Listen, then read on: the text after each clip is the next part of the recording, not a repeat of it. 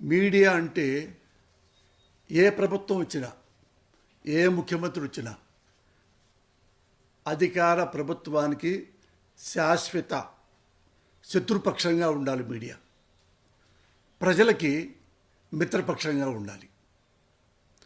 ప్రజలకు కష్టాలు వస్తే, కన్నీళ్ళు వస్తే, అన్నం లేకపోతే, రోడ్డు లేకపోతే, కరెంట్ లేకపోతే, మురుగుంటే, దోముంటే, ఏగుంటే, చేముంటే, ఇలాంటివన్నీ పొలాలు పండకపోయినా, అది ఎండిపోయినా, అతివృష్టి అయినా, అనావృష్టి అయినా ప్రజల తరఫున మీడియా అంటే జర్నలిజం, అంటే జర్నలిస్టు, వాడే గ్రేట్ మ్యాన్.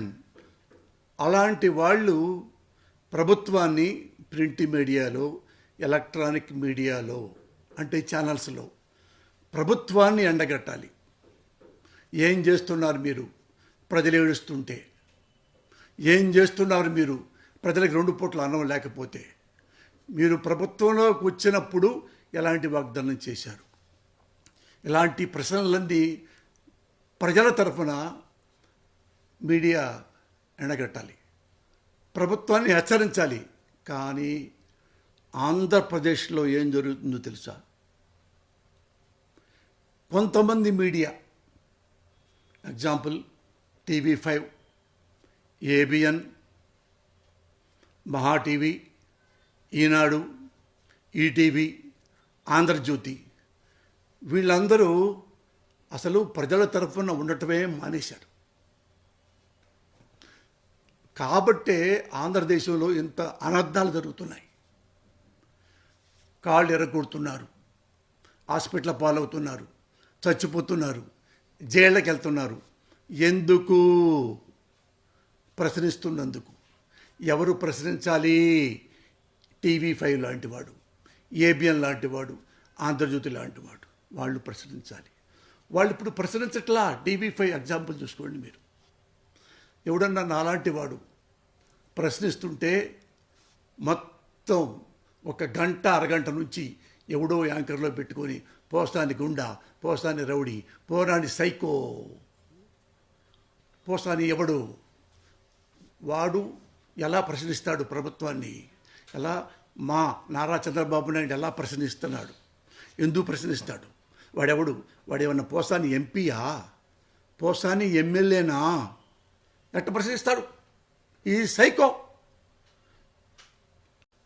మీడియా అంటే ఏ ప్రభుత్వం వచ్చినా, ఏ ముఖ్యమంత్రి వచ్చినా అధికార ప్రభుత్వానికి శాశ్వత శత్రుపక్షంగా ఉండాలి. మీడియా ప్రజలకి మిత్రపక్షంగా ఉండాలి.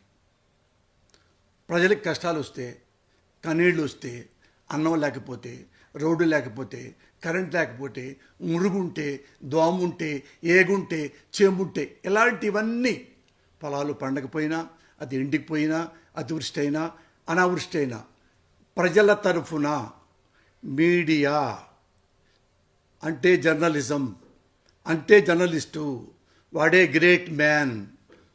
అలాంటి వాళ్ళు ప్రభుత్వాన్ని ప్రింట్ మీడియాలో, ఎలక్ట్రానిక్ మీడియాలో అంటే ఛానల్స్లో ప్రభుత్వాన్ని ఎండగట్టాలి. ఏం చేస్తున్నారు మీరు? ప్రజలు ఏడుస్తుంటే ఏం చేస్తున్నారు మీరు?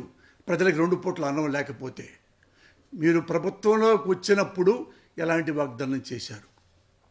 ఇలాంటి ప్రశ్నలన్నీ ప్రజల తరఫున మీడియా ఎండగట్టాలి, ప్రభుత్వాన్ని హెచ్చరించాలి. కానీ ఆంధ్రప్రదేశ్లో ఏం జరుగుతుందో తెలుసా?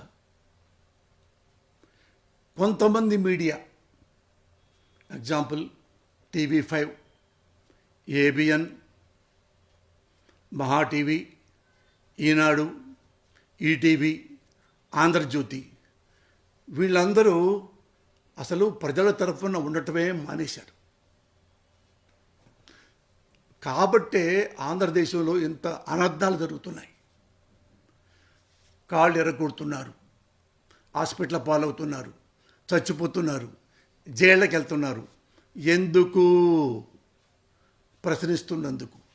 ఎవరు ప్రశ్నించాలి?